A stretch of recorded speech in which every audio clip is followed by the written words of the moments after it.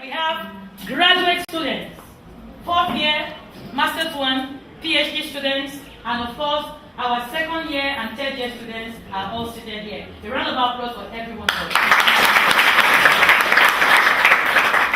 But before we continue, I think before I present a short review about this book, I would like Professor Mateteyu to say a word to us. After Professor Mateteyu, I will call on Professor Alobode to say a word. And when we will start the questions, Dr. Mbu will moderate. Thank you. Thank you very much, Professor Sarah.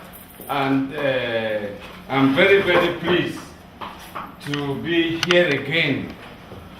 I'm very, very moved to be seated, near my former lecturer, who in 1976,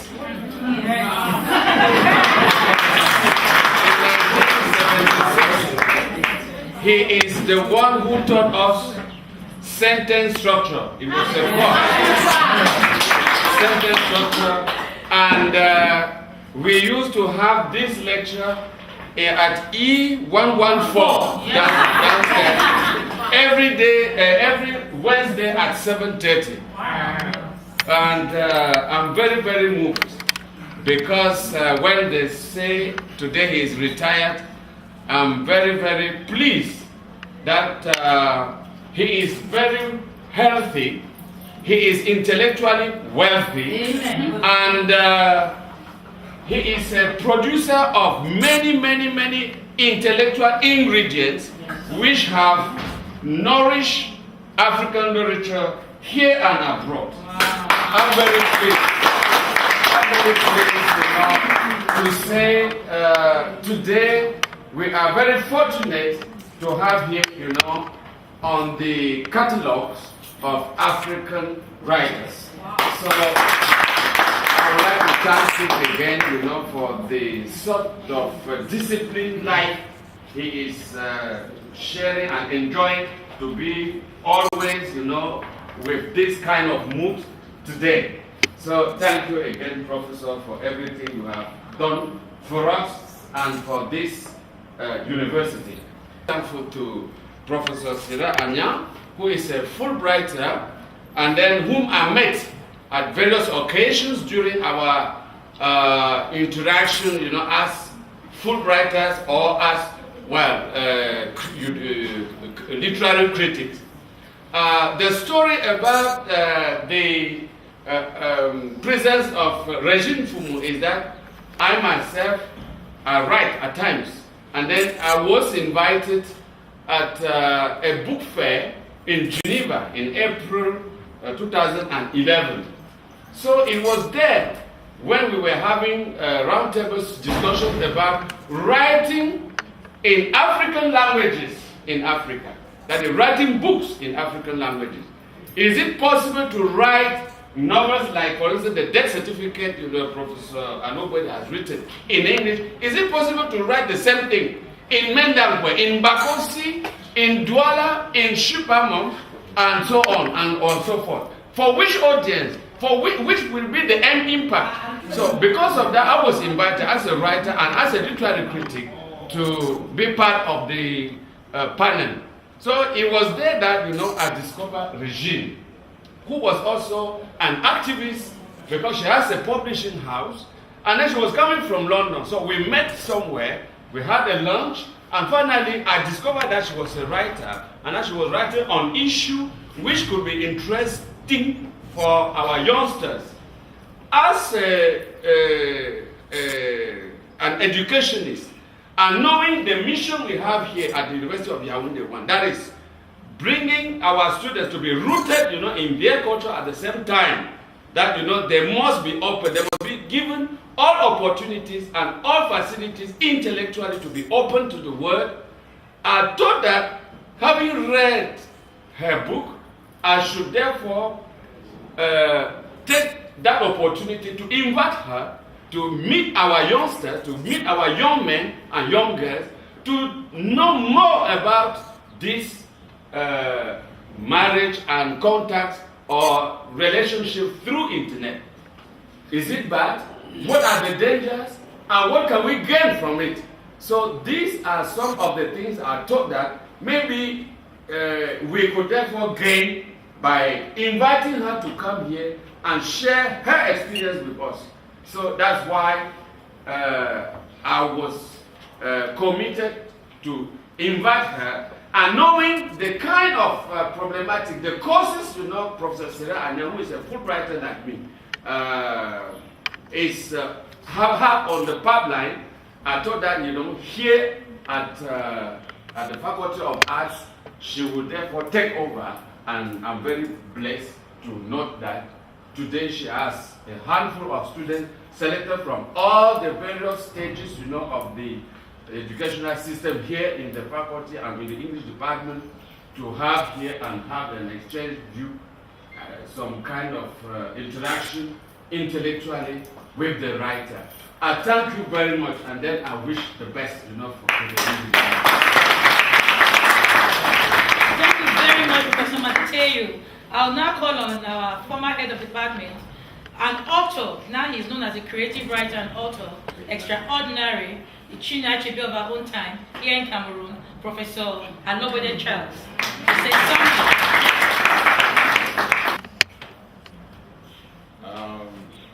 Ladies and gentlemen, I am like the horn of a snail, very sensitive to praise. Once you touch down on the snail, it goes right back. I feel really, really spoiled this afternoon by the praises my colleague has poured on me. I wish I were what he has said. One of the things of human life is, according to the Bakosi proverb, as the old age, the young must sprout. If you have a society that the young do not sprout, first condemn yourself for not making it possible for that society to grow, and then you can hang your head in shame. He said that I taught them, and really I taught them, and I'm very proud of him, and all of them, and all of you, and I wish that I were what he has said. Creative writing is something that you have to learn, and it's something that you may not learn. Because at times, you just have to put the skills into an already seated gift in you. If you are writing and you do not know what a paragraph is all about, you may not write well. But if you are taught about paragraphing, then you find that you assemble your ideas into paragraphs, and then you'll be a better writer. So creative writing is a very important lesson in this school. And as you said, I've been engaged in creative writing for a long, long, long time. The books that Sarah says I've written within a short time were written long ago. I hadn't the opportunity, I hadn't the means, and so I dumped them. And I lost so many to rats and cockroaches. And the worst thing for a civil servant is moving from house to house. Ever since I left that office, in fact, I am just confused. Nothing is moving because where things are, I cannot trace them. So, what I want to say is that I thank Sarah very, very much. I thank Professor Matthew for this outing to bring scholars from outside to come and talk to us. Every day of your life, if you have an opportunity to speak to a guest, a stranger, we call them strangers. You know the meaning of stranger? A man who is strange. And a man who is strange has strange ideas. And if you want to enrich your ideas, you must cope with the ideas of the stranger. So, let me welcome our guests to this department. Thank you very much, and let's have a good time. Thank you very much, Prof. And I think I will go straight away to present the book, Descent into Hell. Descent into Hell in the Land of Human Rights is written by Regine Mfoumou, who was born in the 1970s in Cameroon. She went to France in 1985, where she continued her studies until she obtained a master's degree in American civilization and a doctorate in English literature in 2001 at the Université La Sorbonne Nouvelle. She is a language teacher, a writer, and a translator. She has published many books in Paris, including historical literature and a political essay. And in her blog, we read the plot of the story kind of. And it reads, in Africa, it is generally assumed that traveling to Europe will give you to a gold-paved road that leads to a very bright future. A young woman, Yvette, who is the protagonist of this novel, is dreaming of France, her land of opportunity, the land of Canaan, the motherland, like many Caribbeans have also dreamt it to be. She meets George on the internet. Like many of you here, I guess, you are also indulging in that secret act of having pen pals and yao internet marriages and guys who you dream will come and marry you and take you off to the land where everything will be paved with gold. Now, George is looking for a wife and lets her join him in Paris to start a new life and find her gold-plated brick road. However, after several months, he then meets people who will exploit her. They entice her with the promise of a better tomorrow. And the point is this: having met George on the internet, George comes to visit her in Cameroon. Her parents are also in this market, in this confusion of exploitation, because they see their daughter as a pedestal, as a springboard that will usher them into a very bright future. So when George comes to visit, they whitewash their house and gives him a very wonderful reception. Now, awakening. What I call awakening in this novel. There are many awakenings in this novel. The first one is that when they get to the airport to receive George, they were waiting for everybody to come out. Yvette does not have the real picture of the guy she has fallen supposedly in love with. Now she sees the guy coming towards her, and he was shorter than the picture she has in her mind. That was the first cold water that she has. Now they take George, and then George is equally surprised to see the family all gathered at the airport to receive him. And he was quite pleased. Now they get to her house, they use what we call the pit toilet. Now in the game where they can, they cook, they entice him, and the parents wanted to make sure that George gets the right impression so that he will not dish their daughter when he goes back to France. They use their little money that they have, and they did everything possible to make sure that George feels very comfortable in their home. Now after some weeks, Yvette goes out to visit some friends, and two of her friends, who are known in that community to be people who spoil anything good, come to visit George.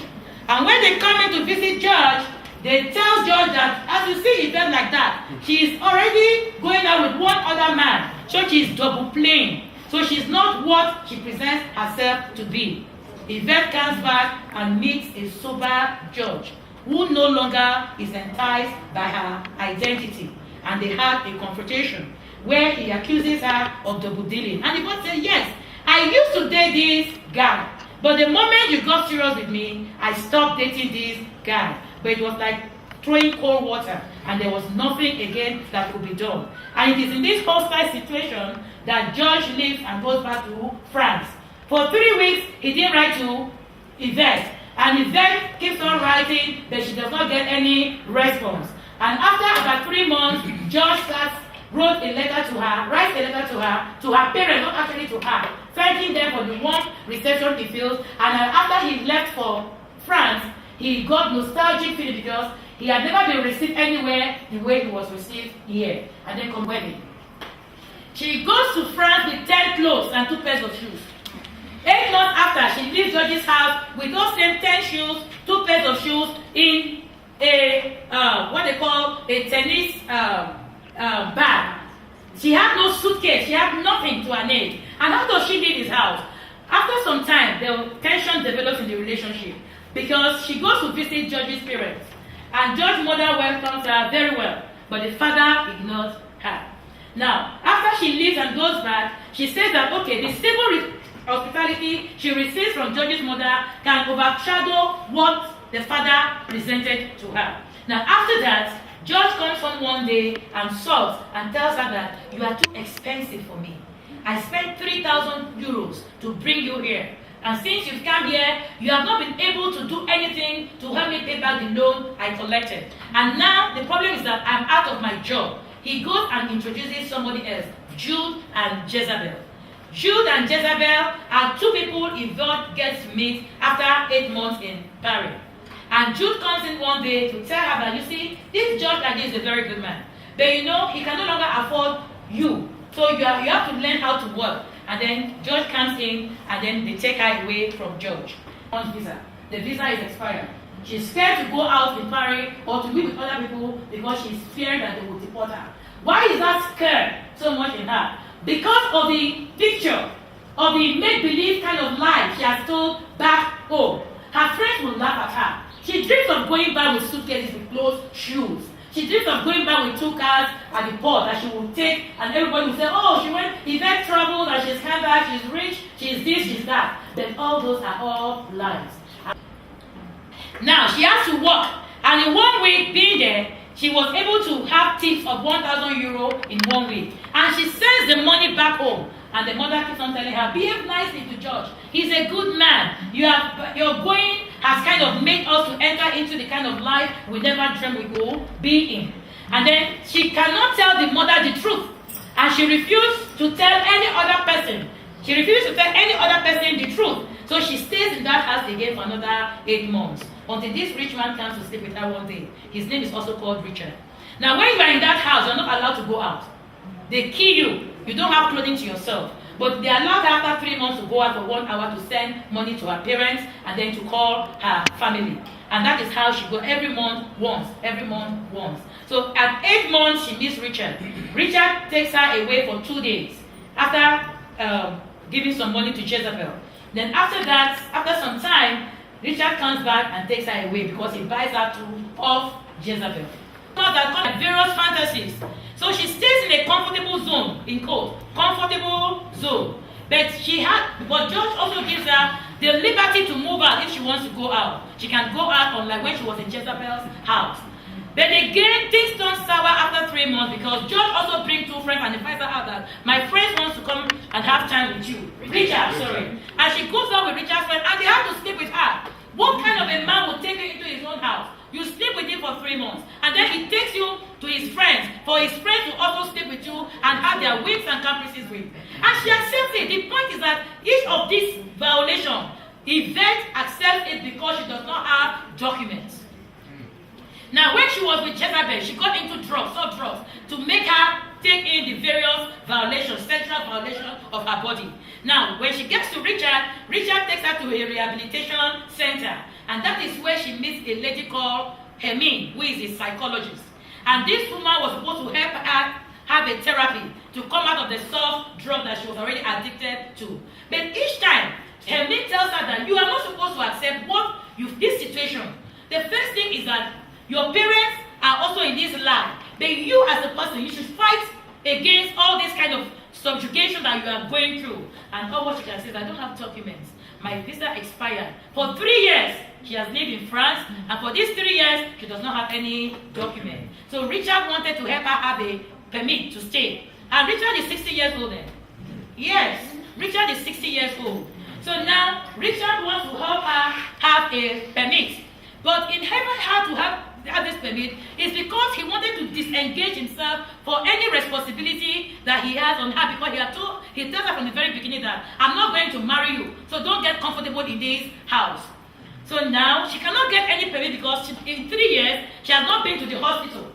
She does not have any document to prove that she has been in the country for 3 years, although her visa she got in for 3 years to get her arrested because they will not deport her since she is carrying the pregnancy. Then Richard now says, when she tells Richard that she is pregnant, of course he tells her abort. And she says she cannot abort, influenced by what Emine tells her. Now, he becomes too cold towards her. And then later on, he says, okay, I will marry you. Emine tells her, don't accept that marriage. Offering help to the black African, at the same time exploiting her body, like you read in Carrie Finney's Higher Grounds. Now, she could not take the bull by the horn. She's been able to save 6,000 euro, which she sends to her parents to say that they are married, that Richard is getting married to her. She is the money she has gotten from all this sexual exploitation. And the family were there in pomp and pageantry, enjoying themselves. Their daughter had gotten into good hands. She gives birth to her son, still staying with Richard. But Richard refuses to recognize that child. And then one day, even though she has given birth, he comes in looking very jovial and tells her to go out again with a party with his friends where they all slept with her. So she comes back, and in this novel, like you will see where I wrote the different exploitations, she comes back, and when she comes back, she said, I had to wait 4 months after the birth of her son for Richard to legally recognize him. Nothing changed at all despite his birth. Just as Richard had warned me when he found that my pregnancy was too advanced to consider abortion. He continued to live his life in his room and me in mine that I shared with Emmanuel. Now, Richard had refused that the child should bear his surname. So I named him and chose his first name to express my gratitude to heaven for having sent him to get me out of my illegal status. Because I relied more on him than on the promised marriage we no longer mention. Because Richard finally did not get to marry her.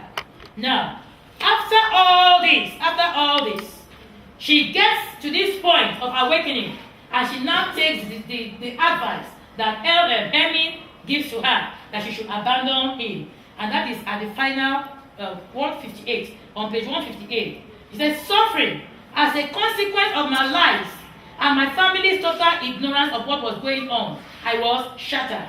But part of my mission was accomplished. When I hung up the phone, I walked into my room. The first thing I saw when entering was Emmanuel's big eyes. He was lying on his stomach. He babbled and smiled when I approached his cradle. I took him in my hands.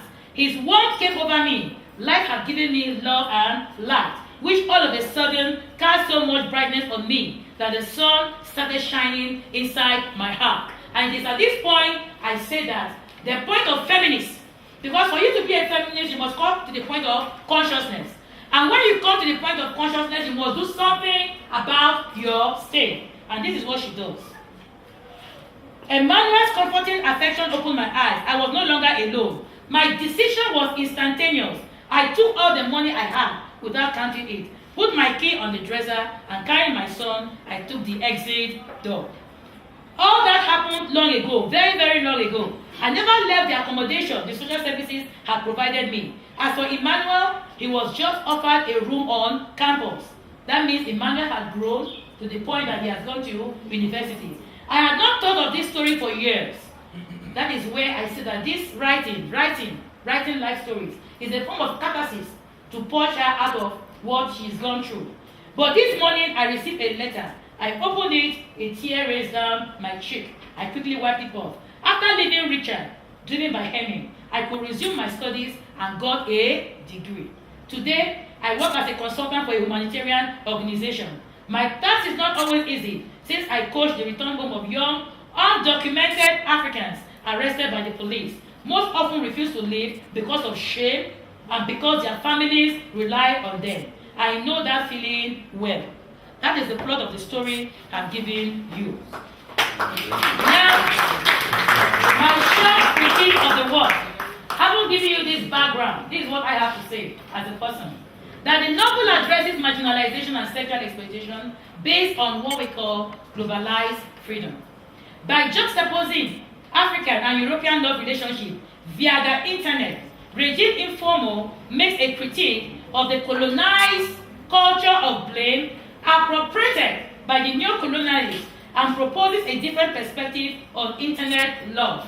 Not all that glitters is gold. 3 characters, Yvette the protagonist, Jezebel the pimp, and Bridget her accomplice. Regine Mfoumou illuminates on some of the negative consequences of internet love and migration that is in vogue in the contemporary world. The lives of George and Richard espouses the context of power-based subjugation through sexual exploitation and economic dependency. It is in this wise that we come across Hermine, a psychologist who is the feminist of the novel, who tries to purge Yvette of her addict to self-drug and push her in search of self-esteem, self-dignity, and self-value. The culture of blame does not only lie on the Georges and Richards of this world, but on Yvette and Yvette's parents herself for making themselves easy pawns. The utopic world Yvette tries to construct is brought to a slam because the credit she suffers from both Richard and George is beyond imagination. Considering the global trend today and the apparent urge for many African women to find partners to alleviate their supposed drudgery, the inevitable questions are whether internet love is really the best way to get visas. Having a white partner can alleviate situations. What is the impact of such migrations to Western land, and how does this journey affect the contemporary reality of love and human dignity? Significantly, sitting in this room and having heard of Yvette's story, how many women will shrink from internet love when supposed success stories of their friends ring and echo in their mindsets? For this reason, I advise that such relationship success story is relative. Like Michel Foucault states, our perception of knowledge of self and other, or the world itself, is therefore not so much a function of what we see or what is, as it is a fact of the way we see and what we hear. We idolize colonial societies and negate the values of our own very societies. The wise man land is not the only Canaan as we think it is, because the realities in the diaspora are totally different from what we know. That ideal society is a perverted society, and falling bush sometimes is a dangerous thing. Diaspora should not be used as a standard for a better life, because sometimes it is just a figment of our own imagination. Sometimes the white skin marks the perverted desires. Yvette's suffering cannot be overstated. And here lies the tricks of descent into hell. Thank you. Now, we are open to questions, meeting with the author and Dr. Mbu will take over. Okay, thank you very much, Sarah. Good afternoon again, ladies and gentlemen. I think it's a rare opportunity for this department to host such an important guest, and I think we are honored. And one thing that caught my attention, please, was the cover page. And maybe if we come to this, when Paul was talking, he made mention of this issue of African languages, whether they can be used in our writing. And I'm sure Zumbushi will have a lot to say on that. It's an ongoing debate. I mean, if you know, Achebe has mentioned the Bugi Wationgo is renowned for that. And I think from what he said, it's an ongoing debate. And can we write in a wing? Can we write in Mungaka? You know, because he gave me, I have a copy of a Bible in my office, which he gave me, a Mungaka Bible. I cannot read it, but I'm trying to use my own English version and then try to get some places and try to see what I can make out of it, which is a challenge. Okay, I don't know how long we're going to have for the question and answer session. How much time do we have? 30 minutes. 30 minutes. So please brief your questions straight to the point and then get a fair answer. And of course, the question will be directed to the author. Okay. And so maybe Professor Aku usually tells us that if you ask questions, it's always a very difficult task. And the first question is very difficult to come. So let me start with the third question. Yes. The cover page, the Efe Tower. You know, first, why this symbol? And secondly, the juxtaposition of color. White, I suppose it's chocolate, but I'm chocolate, right? So, yeah, yes, thank you. Okay, I think I might stand up. Because I have the first question, let me have the opportunity to thank the few people here. First, Professor Matateyu, who is really, I'm still trying to find the right words. When I find them, I'll tell him maybe. You might not know, because what he's done by enabling me to come here today is really huge, because when you're writing, by the way, I wrote this book between 2006 and 2008. So it's not, and then I just did like Professor here, he was sleeping somewhere, and then in 2010, 11, I went back onto it and I said, I'm going to finish it, and then I published it. And by God's grace, I met this wonderful professor who has really encouraged me and had me to come here. I want to thank Dr. and Professor Sarah here as well, who has been, we've been writing emails, and I saw her enthusiasm, and it's good when you see people reading your work and being enthusiastic, not because they want to praise you, but just recognizing that you did something that is worth.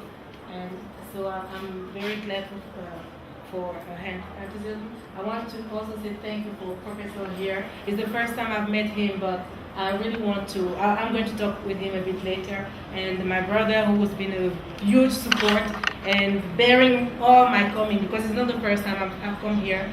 I always go and come, and this is the first time I've come here 2 weeks. Professor, you really did something good, because I always come for 4 days. So now coming back to the book, what I want to say is that the cover was thought, and by the way, I'm also very happy to be here, because today is the anniversary of Rama Publications, which is my publishing company, and it was opened on the 25th of January 2011, and this is the first publication for that company.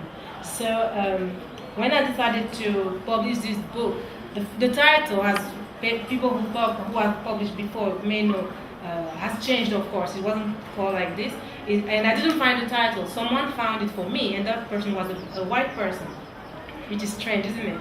It's a white person who helped me find the title after reading this and telling me, I think you should give this title because it will be more specific to what you're talking about. But I had a clear idea of what I wanted to do for the cover, because I live in London, but I lived in France for more than 20 years. So the reality is, I would say that my background is more French than English. So I really knew what was happening in France all the years that I was there. And what I wanted to show using the Eiffel Tower is the fact that the story takes place in France, and France is known to be the capital, or the country, Paris is known to be the capital in France, the country of human rights. And that's the reason why it just goes, the title goes with the Eiffel Tower there as a representation of human rights. But now, why do we have a dark side? Actually, when I had the graphics, he wanted it to be all black. I said, no. It's white against brown. Because white brown is going to make you laugh. I remember my son coming from school one day. He's now 11, I think he was 7 or 8. And then someone called him black. And he was in nursery. So, and someone called him black. And he came home and said, Mom, but I'm not black, I'm brown. Why do they call me black? So that's also a representation of that, and it's also something to say that we need to stop using the color has become a very big issue in terms of immigration, of course. This is something that we need to address as well. And if we stop looking at us, of course they call us black, but that's something that was given to us. But I'm really black, so I'm not just playing on the colors there, it's a bit deeper than that, but I'm sure we'll talk about it a bit later. And I hope I've answered it. All right. There's a question there, another here. And, okay. Let me start from. Thank you, Prof. From the new historical perspective, how could the novel be true to the author's life and experiences? Actually, I asked this question because one woman, in attempting to expose the experiences of African women who did not live decent lives in the diaspora was actually pursued by the objects of what she was doing. So how is this novel being received by the black diaspora? I've had I've been surprised, to be honest, because I had some people in France, because I went to Le Salon du Livre de Paris, some people who bought the book to send it to Africa, to their, so the reception has been good, both from French people, or black people, and even white people, because I had the book ordered up to Australia, where I know no one, just to tell you that people are just talking about it. And what is interesting is that I had a man who is from Switzerland, whom I met at Geneva conference, book fair, sorry, and who wrote to me after reading the book and said, when I read it, I thought, white people can't be like this. And then he thought about it some time, reading again, and then he said, actually what you're saying is true, because I was thinking, no, I can't be. Maybe some white people can be like that, but me, I can't. And then he said in the end, actually you are saying the truth. That's the reason why I think today it's important to write about realities, because we can write, things that have nothing to do with the reality. But times are so hard on people that it's important to start saying what is true, so that people know where to put their foot and what to do. And the problem with the diaspora is that it's true, many people have written on immigration, the feedback that I received was that this book is a bit different, because it's the only book that doesn't accuse only white people. Because when you read it, and I think you did not really mention it, but at some point, it's a book that sends people to responsibility, sends the diaspora to responsibility, because we have a huge role in, for instance, every time someone in Africa is sending you an email or calling you, send me money. At some point, you have to stop and say, it's not like that. We need to say the truth, because sometimes we send that money, but we go through lots of things, or sometimes we go on loans, and we have to pay those loans. But if we don't start saying the truth, you know what I'm trying to say? It's important to, that's the reason why the book, I think the reception has been good so far. Which means this is chemist. Okay, look and try to see how we move forward. All right. Those was the same kind of novel, Descent into Health, in the land of human rights. And the setting, from what I heard, is in Paris. And we have heard that Paris is the capital of human rights in the world. If right in the capital of human rights, it is hell. And as we say that if gold can rust, then what then will iron do? I wish to find out from you, if you present a novel in the capital of human rights with such human rights abuse, can we say, according to you, that human beings really have rights? Look at the fact that even the abused accepts her predicament, despite the advice she received from people around her. Thank you. We do have rights, but the problem is that when those rights are not, when you go to many European, I'm not just talking about France at the moment, when you go to many European cities and you see the way some black people, I'm just talking about the black community at the moment as well, yeah? So when you go and you see the way we are treated, you need to stop and wonder, why is it happening?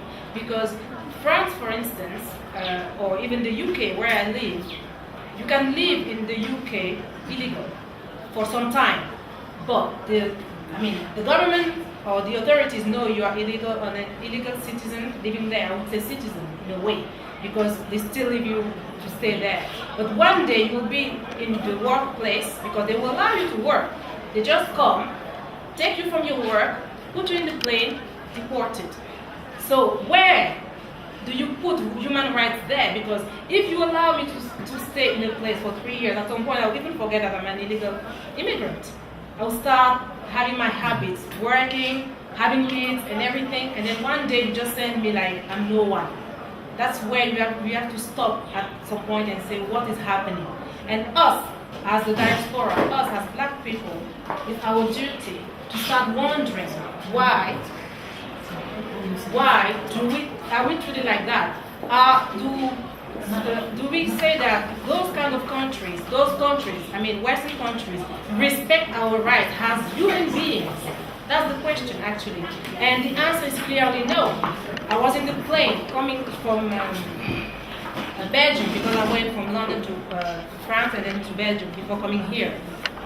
There was a young man, maybe in his 30s, who was being deported. And if you had seen what was happening in the plane, we were delayed 30 minutes, and I had to send a text message to my brother saying, our plane is going to be late. Because around him you had 9 Belgian officers, and he was almost tied up like, I would say, I don't know. And he was screaming so loud that the plane couldn't take off. So that's what I'm saying. Are we really in the land of human rights when we are in Europe? Us, because what they did to that young man, I'm sure they're not going to deport a Polish person the same way. They're going to deport it in another way. That's what we have to stop and start thinking about now. And one thing that is also important is that in terms of immigration, it's not only African immigration that is bothering Europe or the or Western world, but why is it only the Africans who are pointed at? That's the reason why we need to stop talking about the human rights and just say, you are calling yourself a human rights country, but you may not be. And it's our duty as for us, the diaspora, who are already there, to start saying that. Okay, again, the question of responsibility. Take your responsibility in your hands and tell the girl this is what it's supposed to be, and so on. Before the next question, please, let's all recognize the entrance of Professor Anya.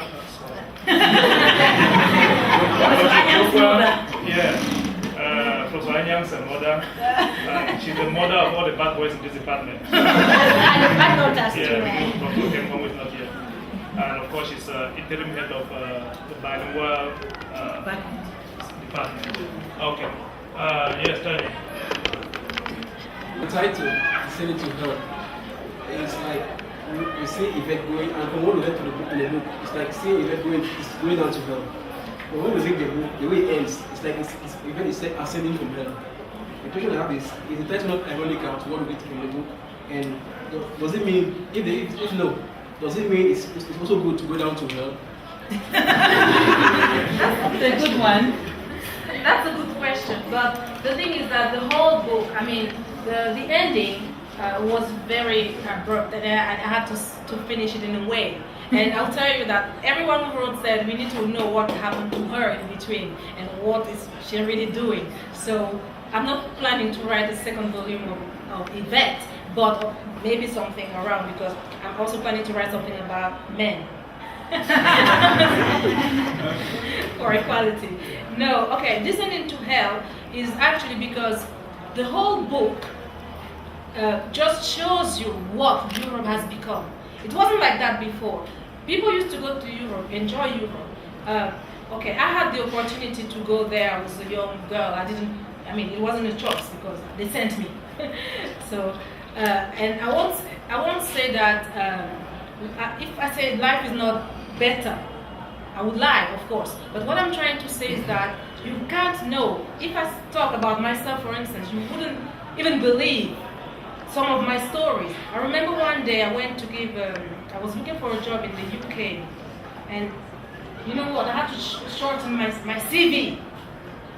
Really, I had to shorten my CV because the person was reading it and said, "Have you really time you have time to do all this?" And I was like, "Yeah." And I wanted to tell her, of course I have time, because when you are black, you have to do 3-4 times more than you white people. That was the reality. And then I had to really cut down. And even at some point, I would remove that I had a PhD just to get a job. I used to do that.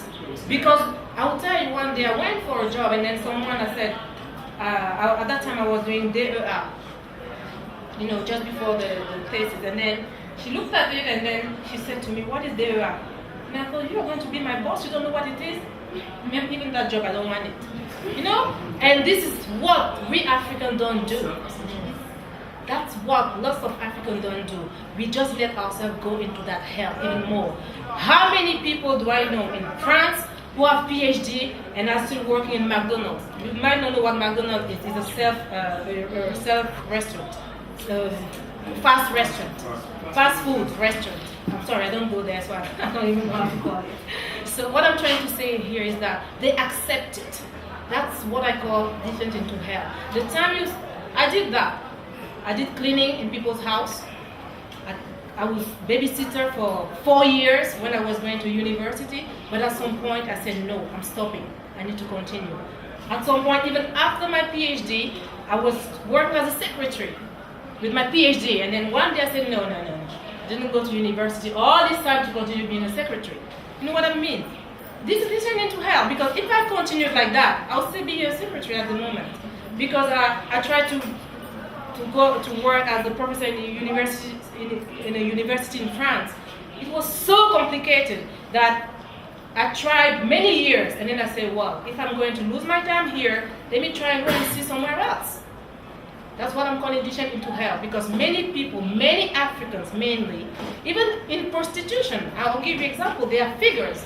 Lots of African prostitutes are being killed in Europe by prostitutes from Eastern Europe. Why? Because an African will take €1 when the other one is taking 5. That's descent into hell. We need to stop that. When you know yourself, you have to self-value yourself. And the time we get to that, then others will also value us. Yeah, which means the idea of descent into hell is the point. And of course, just to channel from there, you have classmates. I mean, I was so impressed when I went out to town one day to buy wine. And as I was passing this lady, I said, good morning, sir. I mean, good afternoon, sir. And I turned, she was our student here. And I think she's in 10th year. And I said, it's wonderful, but don't come to me and tell me, please, I missed your test while I was working. You have to know how to merge. And then, one of them is actually a night watchman, right now, our student. When he leaves class, he rushes there. And I said, it's good because if your brother goes to America, every day you'll be sending him email, please send me to Western Union. You don't know why your brother is in America. He's actually changing jobs. Okay? So you need to also start being responsible and adjusting your program to your priorities. You know. So yes, Raisa. Then we'll come to Wally.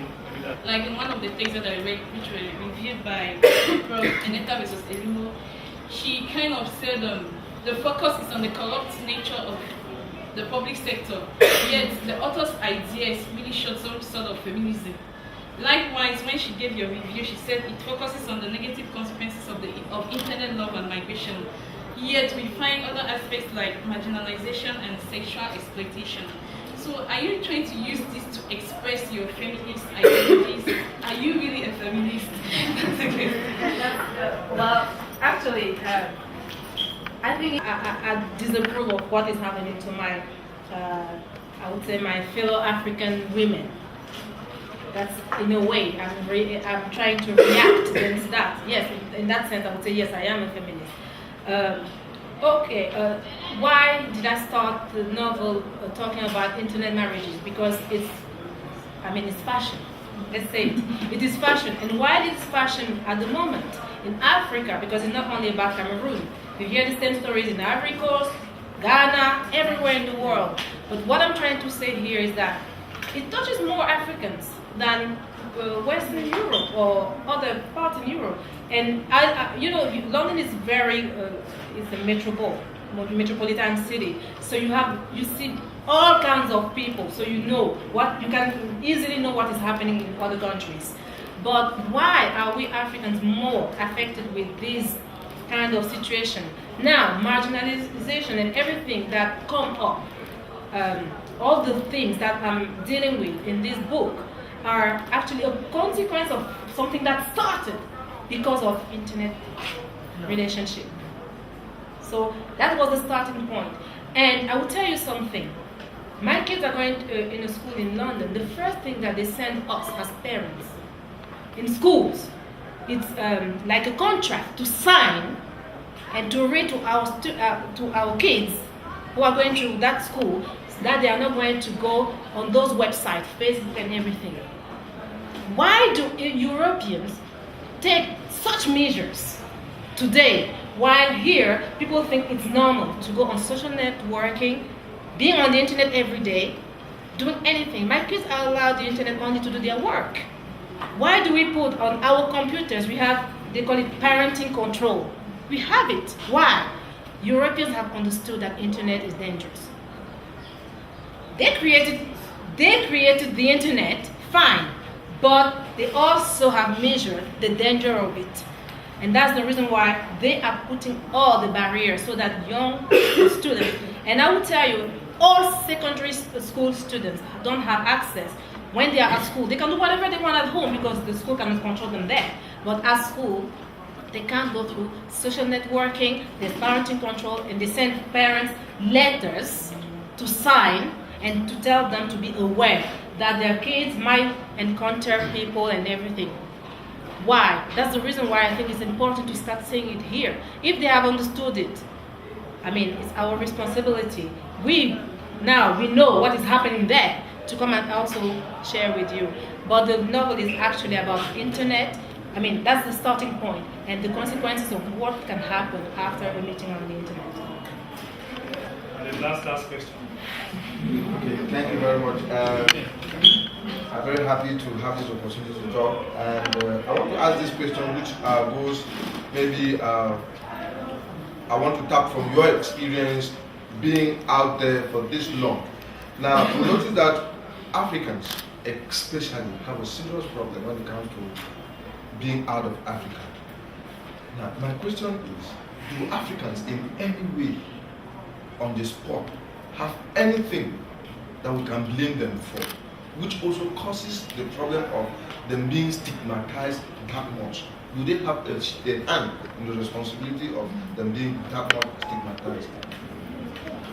Yes, I think, yeah. I mean, I'm one of those person, if you read the book, you'll see that at some point, for instance, Jezebel, she's black. I didn't have, at some point, the protagonist is being, I mean, she's put in Jezebel's hand, who is coming from Africa. It was also to show you that we Africans are responsible for what is happening to us. Just like I said recently, in a few moments ago, that at some point when you're doing some kind of job, if you know who you are, you stop doing it. You just say no, and then you move on. But now it's not only about the job. I'll give you an example. A few years back, a lady married a man in Switzerland, a white man, of course, and she also came to France to marry another one. She was living in two countries, and then the Swiss husband discovered and committed suicide. So he killed himself. Now, this lady is so greedy. Sorry to tell you that she was Cameroonian. She's so greedy that she's still married in France. She runs to Switzerland to go and fight for the inheritance with the kids of the husband who died. That's how she was arrested. How can we be seen after that?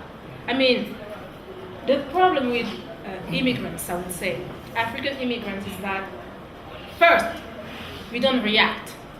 They can do whatever they want to us and we just take it. Which can be good sometimes, but at some point, we need to stop saying no. And I gave an example the other day at the ENS. There are immigrants from North Africa, Arabs, Algeria, you have immigrants from Asia. Why is it that it's only Africans they are shown? Is it because our color is visible? I'm sorry. Those who are coming from Asia, they are also visible because of their eyes. But why is it us? Because we normally, what I think is that we don't do the right thing. And it comes from here. Excuse me, if I have to say it. It comes from here. You take an example. When I came here like a few years ago, 2 years ago, to present the political essay I wrote, I had some journalists saying that they paid me money to write this. I said, I don't know anything about Cameroon. I wrote something that I had in my mind, and it was out of my reaction that I wanted to write something. But the only thing you think is that money. If we start thinking that money is not solving all issues, maybe we are going to move on. Because everything has to be, money is put first in Africa. That's the problem. Sometimes knowledge is better. Sometimes if you have the wisdom to do something, it's better for you to have that idea and exploit it and use it. And then now use it properly as well. Because you're going to use it and you start using other people around you. That's the problem. We're still having lots of difficulties because we are very individualistic. I think that's what we don't understand. It's not only about our states, but it's about we are very individualistic. And you see that when you go to any part in Africa, in France, or where you have African gathering, they don't trust each other. They rather trust a white person. Why? And you come here, it's the same thing. If I want to give you my book to hold, I start thinking, oh my God, he's going to sell it, he's going to do it. No. That's what I'm trying to talk about. It means it's something we need to change in our mentality. It's something it's really rooted on us. Why? You see the communities. You see Indians. I live in an Indian community in London. Indian shops, only Indians. They have, it's a community. They marry in between Indians. They eat Indians. They don't eat, they even dress their own clothing, But when you come with your kaba, people started looking at you like, why is she wearing this? Why would they do that to you? And they can't tell an Indian person, oh, she's wearing a sari to work.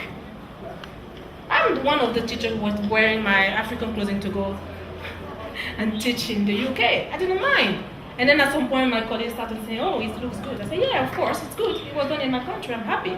Because I started doing it when I saw that some Indian lady was also coming with her sari. Why wouldn't I be proud of myself? So I think we have to start thinking of how to change that. Yeah, let me just add something there. I remember at one point I had to write to a member of parliament. I lived in Nottingham. And I was worried, and I wrote to him. And I said, I come from a Commonwealth country. And I don't see why I come from Cameroon. I don't enjoy privileges which are supposed to be mine as a Commonwealth country citizen. But I see newly created EU countries in Europe. Students come from there and they have all the privileges in England. And I told my MP that it seems England is sacrificing historical relations for diplomatic ties. This guy first embarrassed me. He wrote back and said he didn't know Cameroon had an English culture. He was a British parliamentarian. Secondly, he sent my letter to the Home Office. And I had a reply from the Home Office, and they said, yeah, what I've said is true, but those agreements, those privileges are the result of protocol agreements that have been signed.